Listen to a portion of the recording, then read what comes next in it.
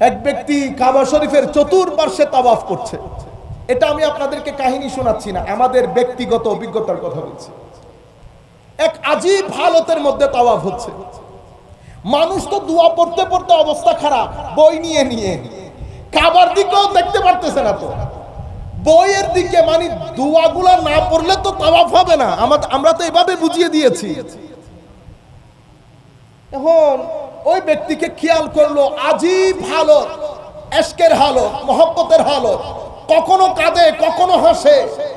তখন এক ব্যক্তি জিয়ারতের তাওয়াফ শেষ করার পরে পাশে গিয়ে জিজ্ঞেস করতেছে, হুজুর এতক্ষণ তাওয়াফ করলেন, মানুষ এত দোয়া পড়তে পড়তে হয়রান হয়ে যাচ্ছে, আপনাকে তো কিছু পড়তে দেখি নাই, এই আজীব আজীব হালত দেখেছি, কখনো কাঁদতেছেন কখনো হাসতেছেন কখনো দরুদ শরীফ পড়তেছেন, হুজুর আপনি কোনো দোয়া পড়েন নাই?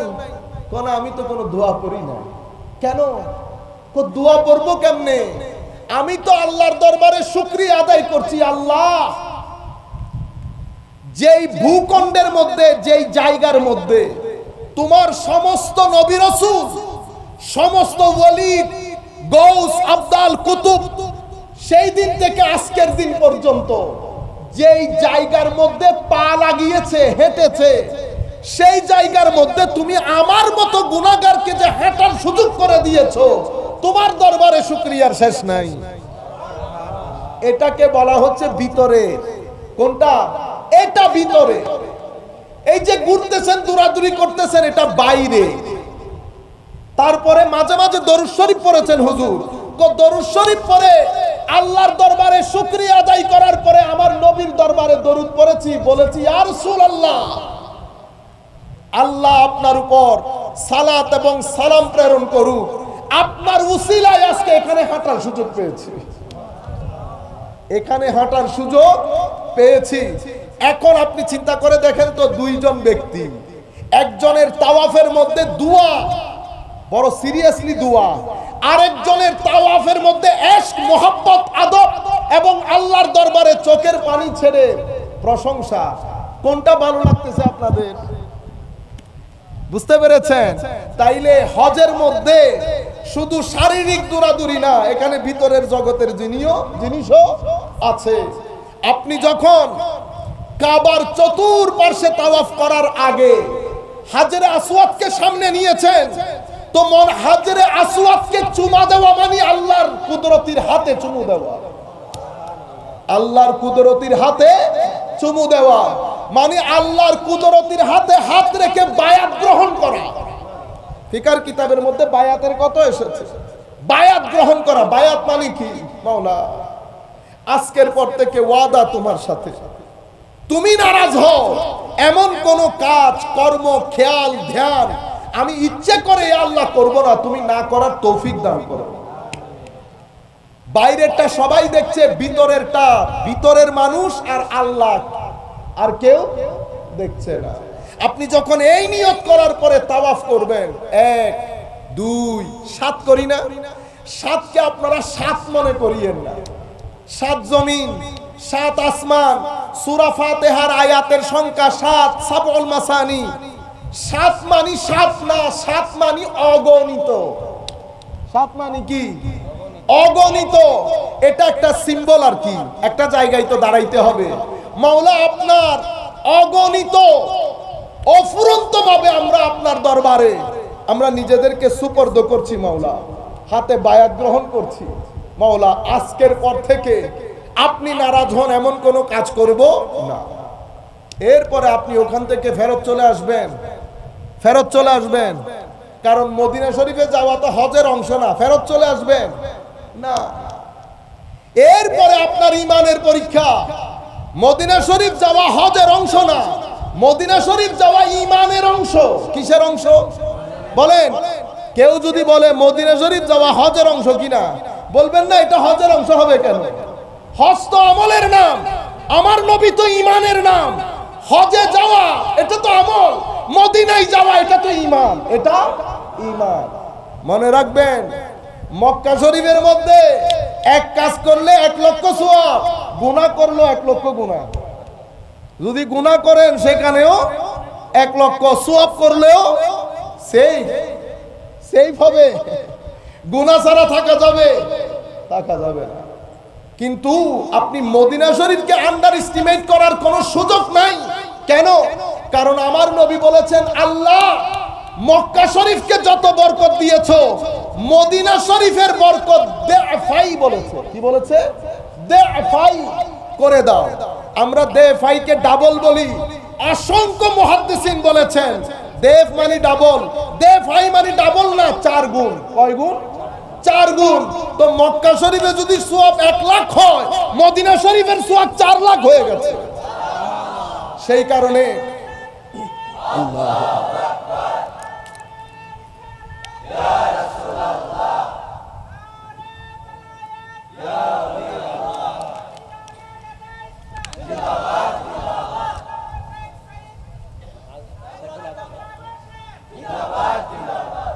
উম্মতের মধ্যে খারিজিয়তের বাতাস, ইয়েজিদিয়তের বাতাস, আরো অনেক জায়গার বাতাস, সব বাতাস মিলে যুব সমাজের ঈমানের যে জমিন, সেই জমিনকে করাপ্ট করে ফেলতেছে। নতুবা আবার যুবক জিজ্ঞেস করে মদিনা শরীফে যাব কিনা, কোন আলেম জিজ্ঞেস করে নাই। উম্মতের এত রতি মহারতি চলে গেছে, তারা ভাগদৌড় করে মদিনায়ে মুনাওয়ারার মধ্যে চলে যায়। কেন? কারণ আসমানের নিচে, জমিনের উপরে। শুধু তাই না, কিরকম? আল্লাহ বাদে আল্লাহ যা কিছু সৃষ্টি করেছেন, যত মাকান সৃষ্টি করেছেন, টাইম বলেন, জায়গা বলেন, পৃথিবীর আফদালুল বুকা, সবচেয়ে উত্তম জমিনের খণ্ড কোনটা? যেটা আমার নবীর শরীর মুবারককে ঘিরে আছে। যেটা আমার নবীর শরীর মুবারককে ঘিরে আছে, সেটা আরশের চেয়ে উত্তম বলা হয়েছে। সেই জন্য আলা হযরত বলে নাই, কাবা তো দেখ চুকে হো, কাবা দেখেছো, এবার কাবাকে দেখতে আসো। কাবার আমরা আজীব করে ফেলেছি, পরিস্থিতি এখানে নিয়ে দাঁড় করিয়েছি। মনে রাখবেন, আপনি সূরা ফাতিহার মধ্যে আমার আল্লাহ আমার নবীকে কোন জায়গায় রাখলেন, আমরা কোন জায়গায় নামায় আনতেছি। সূরা পবিত্র কুরআন, আমার আল্লাহর কিতাব 2টা। কয় কিতাব? 2 কিতাব। একটা লিখিত আর একটা ছবির মতো, 2টাই আয়াত। কোরআনের মধ্যে আল্লাহ বলে নাই ওয়ামিন আয়াতিহি, আল্লাহর আয়াত সমূহের মধ্যে অন্যতম কি? আসমান, জমিন, গ্রহ, নক্ষত্র, সমুদ্র, দিন রাতের পরিবর্তন, এগুলো সব আয়াতে ইলাহি।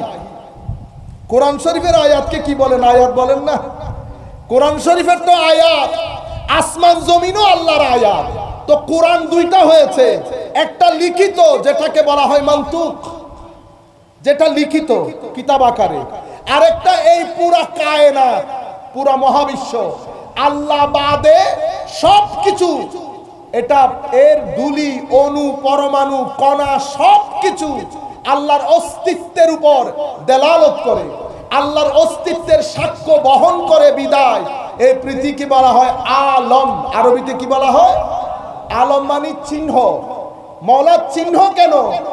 এর প্রত্যেকটা ধূলি কণা আমার অস্তিত্বের চিহ্ন, এর প্রত্যেকটা ধূলি কণা আমার অস্তিত্বের সাক্ষ্য বহন করে। বিদায় পৃথিবীকে কোরআনের ভাষায় আল্লাহ বাদে আলম বলা হয়। আলহামদুলিল্লাহি রাব্বিল আলামিন। পবিত্র এই লিখিত কোরআনের শুরু আল্লাহ রাব্বুল আলামিন প্রশংসা করেছেন নিজের। সমস্ত প্রশংসা আল্লাহ, যিনি আলামিনকে পালন করেন। আল্লাহ বাদে যা কিছু আছে সব কিছুকে পালন করেন। প্রথমে প্রশংসা, সমস্ত কিছুর প্রশংসা আল্লাহ। এরপরে বলছে সমস্ত আলমের পালন কর্তা। তো সূরা ফাতিহা এটা কোরআনের মেইন গেটওয়ে। সূরা ফাতিহা দিয়ে আমরা কোরআনের মধ্যে ঢুকি। কোরআন হচ্ছে লিখিত গ্রন্থ। এখন ইয়া রাসূলুল্লাহ সাল্লাল্লাহু আলাইহি ওয়াসাল্লাম, শোনা যাচ্ছে? ইয়া রাসূলুল্লাহ সাল্লাল্লাহু আলাইহি ওয়াসাল্লাম, আচ্ছা কোরআন তো লিখিত কিতাব, এটার শুরু সূরা ফাতিহা। হুজুর এই দুনিয়াও তো আল্লাহর কিতাব, এটার শুরু কি দিয়ে হয়েছে? এটার একটা গেটওয়ে আছে না? কোরআনের গেটওয়ে তো সূরা ফাতিহা। ইয়া রাসূলুল্লাহ, আলম, এই আলমের গেটওয়ে কে? এটা প্রথম কে, কাকে দিয়ে করা হয়েছে? আমার নবী বলছেন, আউয়ালু মা খালাকাল্লাহু নূরি। কোরআনের গেটওয়ে সূরা ফাতিহা, আর এই আলমের গেটওয়ে মুহাম্মদুর রাসূলুল্লাহ সাল্লাল্লাহু আলাইহি ওয়াসাল্লাম। কোরআনের গেটওয়ের শুরু দিয়ে আলহামদু, সমস্ত প্রশংসা আল্লাহ। আর আমার নবী যেহেতু পৃথিবীর গেটওয়ে, মহাবিশ্বের গেটওয়ে, নবীর নামকরণ করা হয়েছে মুহাম্মদ। আলহামদু মিল দেখেন না? আপনারা শুধু শুধু টানাটানি করতেছেন, কোনো দরকার নাই। আলহামদু আর এখানে কি মুহাম্মদ, আহমদ, মাহমুদ, হামদুন থেকে বেরি হচ্ছে না।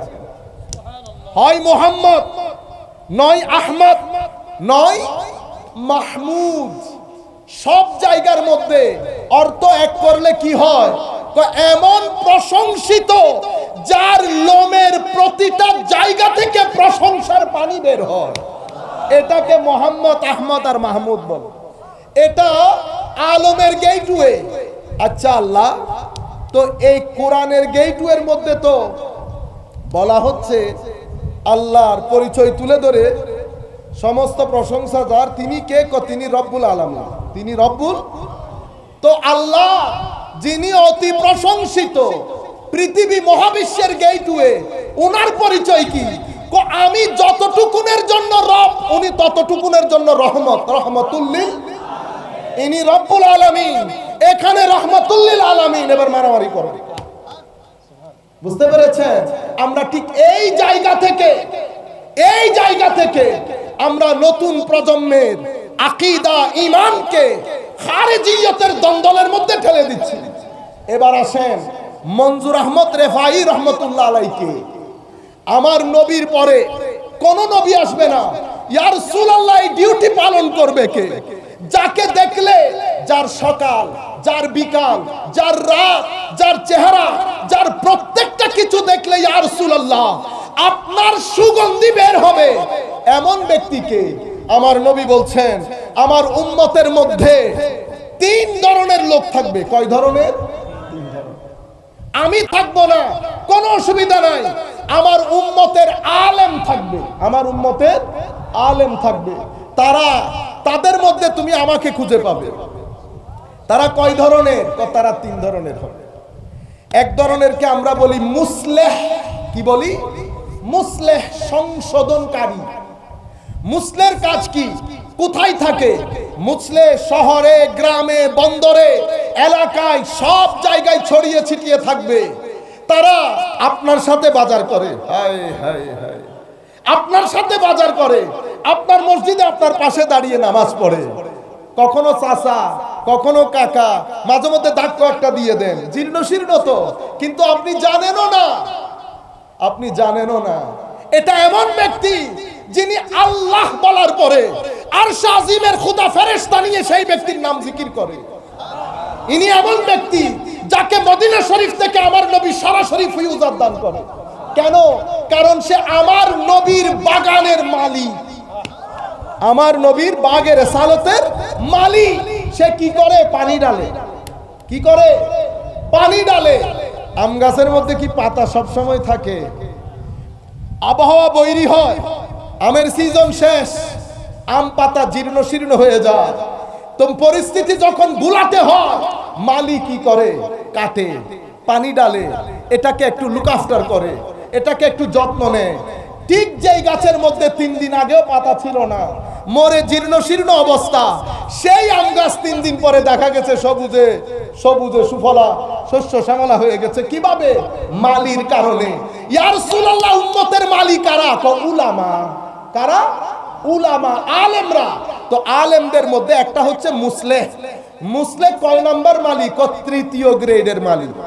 কোন গ্রেডের? 3য় গ্রেডের।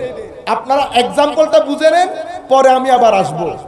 মালি যতটুকুন পেরেছেন চেষ্টা করেছে, 3য় গ্রেড। তো দেখে না গাছের মধ্যে জান আসতেছে না, এরপরে ফোন দিয়েছে সেন্টারকে, হুজুর আপনি যেই দায়িত্ব দিয়েছেন আমি তো করছি, কিন্তু আম গাছের মধ্যে তো জান আসতেছে না। তো উনি কি করেন, আচ্ছা অসুবিধা নাই টেলিফোন রাখো, দ্বিতীয় গ্রেডের মালি পাঠায়। দ্বিতীয় গ্রেডের মালি যদি চেষ্টা করে ফল পাইলে তো পাইলো, না পাইলে আবার ফোন দেয়, চেষ্টা করছি জান আসে না। তখন উনি বলতেন আচ্ছা ফোন রাখো, প্রথম গ্রেডের মালি পাঠায়। যখন প্রথম গ্রেডের মালি পাঠানো হচ্ছে, মালিকে পাঠানোর আগে উনি নিজে ক্লাস নিয়েছেন, বসো এরকম হলে এরকম করবে, এরকম হলে এরকম করবো, এরকম হলে এরকম করবো। তো মালিকে তো গাইডলাইন দিয়ে দিয়েছে, মালি এসে চেক করেছে কি অবস্থা, আচ্ছা স্যার বলেছেন এটা করার জন্য, করেছে, কাজ হয়ে গেছে। মালি কয় ধরনের হলো? 3 ধরনের। মুসলেহ আমাদের গ্রামে বিয়ের নামে, হয়তো আপনাদের এখানে নাই, আপনি কোন যুবক ছেলেকে যদি জিজ্ঞেস করেন বিয়ে কি জিনিস, ও বলবে বিয়ে মানি, বিশেষ করে চট্টগ্রামে বিয়ে মানি হচ্ছে একটা মেয়ে দেখা হবে, মেয়ে দেখার জন্য প্রত্যেক দিন মাইক্রোবাস পুরাই 12, 13, 14 জন যাবে, এলাকার লোক সবাই মিলে একসাথে। তা মেয়ে পছন্দ যদি হয়ে যায় কোনো কারণে, আল্লাহর মেহেরবানিতে চাপা চাপিতে ম্যাক্সিমাম আমাদের পছন্দের বিয়ে হয় না, মা বাবার চাপে পড়ে ছেলেরা ইয়েস বলে, মা বাবার চাপে পড়ে ছেলেরা অথবা মেয়েরা ইয়েস বলে। বলার পরে এবার কি আংটি পড়ানি, আংটি পড়ানির মধ্যে গেছে 2 বাস, খাইয়া দাইয়া আসছে, বিয়ে শাদী নাই। এর পরবর্তীতে বলে আগ, এরপরে এত কিছু হয়ে গেছে, লক্ষ টাকা, বিয়ে হয় নাই কিন্তু এখনো। বিয়ে কি? বিয়ে সে বলবে বিয়ে করছি, ও বলবে গ্রহণ করলাম, সাক্ষী বলবে শুনলাম, 2টা জিনিস নির্ধারণ করলাম, বিয়ে হয়ে গেছে। সিম্পল একটা জিনিস, খরচ 10,000 টাকা না। আপনি তরুণ প্রজন্মের কাউকে যদি জিজ্ঞেস করেন বিয়ে কাকে বলে, সে বলতে পারবে না। সে বলতে পারবে, কারণ সে নকল দেখতে দেখতে দেখতে সে আসলই ভুলে গেছে, সে আসলই ভুলে গেছে। এখন আমাদের এখানে কিছুদিন আগে এক জায়গার মধ্যে ছিলাম, তো উনারা মৌলবী দেখেছেন কি, মৌলবী কেন, সাদা সিধা মানুষ, যা বলে তা করে, নরমাল মানুষ। তো উনাদের ধারণা হয়ে গেছে সব বুধয় এক ধরনের, সব বুধয় এক ধরনের। আসেন বসেন, একটু বাইরে যান, ওয়েট ওয়েট ওয়েট, সমস্যা কি? কোনা এটা অমুকের জন্য, আমি না বসলে আবার বসবে কি? অমুক, অমুককে বাইরে বসান। অমুককে কোথায় বসাবে? বাইরে। মানে ঘটনা হতে হতে হতে হতে আপনি কাকে উপরে বসাইতে হবে, কাকে নিচে বসাইতে হবে, এটার প্যারামিটারই ভুলে গেছে। তো উম্মতের মধ্যেও প্রত্যেকটা সেক্টরের মধ্যে এখন আবার নতুন আযাব। কেউ বলতেছে কোরআন আছে হাদিস নাই, কোরআন আছে হাদিস নাই। কেউ বলতেছে হাদিস আছে মাযহাব নাই, কেউ বলতেছে হাদিস আছে মাযহাব নাই। কেউ বলতেছে কোরআন হাদিস মাযহাব কোনোটাই নাই। কেউ বলতেছে সাহাবী আছে আলে বাইত নাই, কেউ বলতেছে আলে বাইত আছে সাহাবী নাই। উম্মত পাগল না? উম্মত পাগল, কিন্তু প্রত্যেক জায়গায় মুসলে রয়ে গেছে। মুসলে এরা কারা? এরা আমার নবীর সিনা থেকে খাস ফয়েজ প্রাপ্ত আলেমে রব্বানী। এরা প্রত্যেক জায়গায় থাকবে। চিনবেন কেমনে? চেহারার মধ্যে নূর থাকবে, মুস্কি হাসি থাকবে, আমলের মধ্যে তাসির থাকবে। আপনি দেখলে ইনফ্লুয়েন্সড হবেন, কথাবার্তার মধ্যে হাস হিকমত থাকবে। আপনার ইচ্ছে করবে বসে থাকে, ইচ্ছে করবে দেখেন, ইচ্ছে করবে একটু হাত ধরেন।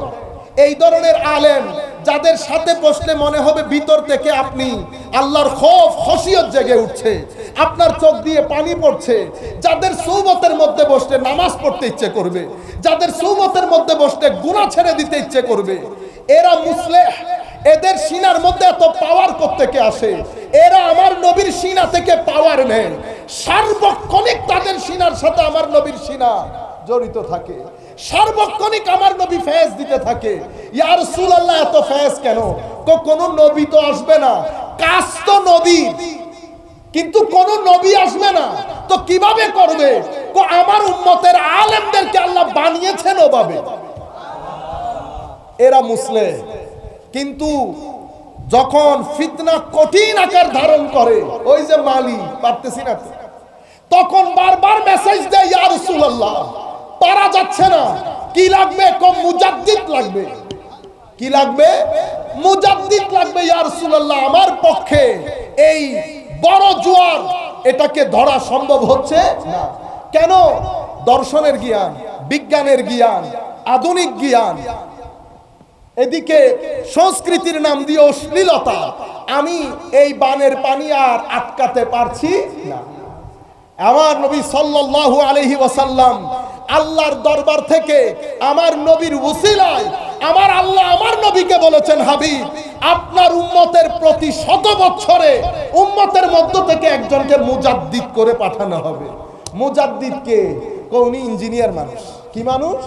ইঞ্জিনিয়ার মানুষ। উনি এই বড় জোয়ারের সামনে সিনা টান করে দাঁড়িয়ে যাবে। মানুষ নতুন, আমলের দিক থেকে পুরানো। এক হাত পুরাতনের কিতাবের উপর আর এক হাত নতুন কিতাবের উপর।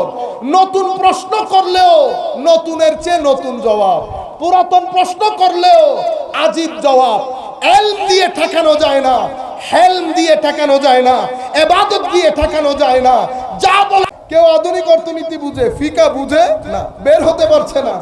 আবার মেসেজ গেছে, ইয়া রাসূলুল্লাহ, উম্মত আটকে গেছে, উম্মত আটকে গেছে। আমার নবী আল্লাহর পক্ষ থেকে ব্যবস্থা করে দেন, এসে যায় মুজতাহিদ। কে আসে? মুজতাহিদ। উনি কি করেন? উনি সবকিছুকে দুধ কা দুধ, পানি কা পানি করে রেখে দেন। উনি এখানে বসা, আধুনিক অর্থনীতিবিদ আধুনিক অর্থনীতির কথা বলে, উনি ওদেরকে ওইটা শোনা। ফিকার লোক ফিকার কথা বলে, এটা শোনা। মাসলা বলে যে কনফ্লিক্টেড হয়ে গেছে, সাংঘর্ষিক। কোনো সংঘর্ষ নাই। আমার নবীর দিন, আমার নবীর আনিত কোরআন এবং সুন্নাহ সেদিনও ইনট্যাক্ট ছিল, আজকেও ইনট্যাক্ট রয়ে গেছে। এভাবে মুসলিহ, মুজাদ্দিদ, মুজতাহিদ, এই তিনজনের মাধ্যমে এটা একটা প্যাকেজ। এই তিনজনের মাধ্যমে দ্বীন ইসলাম সতেজ ছিল, সতেজ আছে, সতেজ থাকবে।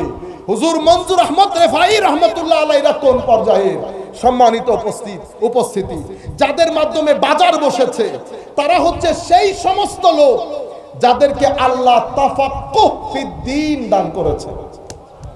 তাফাক্কুহ ফিদ্দীন। কোরআনে পাক থেকে আমি যে 3টা আয়াতে পাক পড়েছি, আমি সংক্ষিপ্তভাবে শেষ করব। কোরআনে পাক আল্লাহ বলছেন, মান ইউরিদিল্লাহু আন ইয়াহদিয়াহু ইয়াশরাহ সাদরাহু লিল ইসলাম। যাকে আল্লাহ হেদায়েত দিতে চান, যেই ব্যক্তির মধ্যে অভদ্রতা নাই, হেদায়েতের প্রতি লোভ ভালোবাসা সব আছে, আমার আল্লাহ চান তাকে হেদায়েত দান করা হোক। সুন্নতে ইলাহি, সুন্নতে ইলাহি। যাকে আমার আল্লাহ হেদায়েত করতে চান তাকে কি করেন? যাকে চান আমার আল্লাহ কি করেন? ইয়াশরাহ সাদরাহু লিল ইসলাম। তার সিনাকে আল্লাহ সম্প্রসারিত করে কি করেন? অনেক দূর পর্যন্ত বিস্তৃত করে দেন। সিনা আপনি দেখতেছেন ছোট, আল্লাহ বলতেছেন এটাকে সম্প্রসারণ করে দেন। এটা একটা আয়াত। আরেক আয়াতের মধ্যে আমার আল্লাহ বলছে, আফামান শারাহাল্লাহু সাদরাহু লিল ইসলামে ফাহু আলা নূরিম মির রাব্বি। যার সিনাকে ইসলামের জন্য আল্লাহ খুলে দেন, শুধু খুলে দেন তো মাওলা এটা তো খালি থাকে, আমি খালি রাখি না। কি দেন? আমি নূর দিয়ে ভরপুর করে দেই, নূর দিয়ে ভরপুর করে দেই। এরপরে তৃতীয় আয়াত যেটা পড়েছি সেটার মধ্যে আমার আল্লাহ বলছেন, ফালাউলা নাফারা মিন কুল্লি ফিরকাতিন। প্রত্যেক গোষ্ঠীর মধ্য থেকে কিছু মানুষের উচিত দ্বীনের রাস্তায় বের হওয়া। কেন? যাতে তাদের তাফাক্কুহ ফিদ্দীন নসিব হয়। হাদিসে পাকের মধ্যে আমার নবী বলছে, যাকে আল্লাহ পছন্দ করেন, যাকে আল্লাহ সিনাই লাগাতে চান, মাওলা তাকে তাফাক্কুহ ফিদ্দীন নসিব করেন। তাইলে একটা শব্দ আসলো না, তাফাক্কুহ ফিদ্দীন। আমি 3 আয়াত 1 হাদিস এগুলা থেকে 4টা শব্দ বের করছি। একটা হচ্ছে সিনা সম্প্রসারিত হওয়া, মাদ্রাসার ছেলেরা বিশেষ করে খেয়াল রাখবেন। সিনা সম্প্রসারণ, হেদায়েত, নূর, তাফাক্কুহ ফিদ্দীন। 4টা শব্দ পেলেন না? মান ইউরিদিল্লাহ ইয়াশরাহ সাদরাহু লিল আন ইয়াহদিয়াহু ইয়াশরাহ সাদরাহু লিল ইসলাম। শারহে সাদর মানে সিনা সম্প্রসারণ, এরপরে হেদায়েত, এরপরে নূর, এরপরে নূর, নূরের পরে তাফাক্কুহ ফিদ্দীন। 4টা শব্দ পেলেন। এই 4টা একটার সাথে আরেকটা অঙ্গাঙ্গিভাবে জড়িত। সিনা যখন খুলে দেন তো তো খোলা সিনা বাদে হেদায়েত নসিব হয় না। খোলা সিনা বাদে হেদায়েত নসিব। সিনা খোলার জন্য শর্ত কি? তো সিনা খোলার জন্য শর্ত হচ্ছে তাকওয়া। কি জিনিস? তাকওয়া। তো তাকওয়া শর্ত সিনা খুলে দেওয়ার জন্য। সিনা খুলে দিলে কি হয়? তো হেদায়েত আসে। কি হয়? হেদায়েতের পানি পড়তে থাকে, পানি পড়তে থাকে।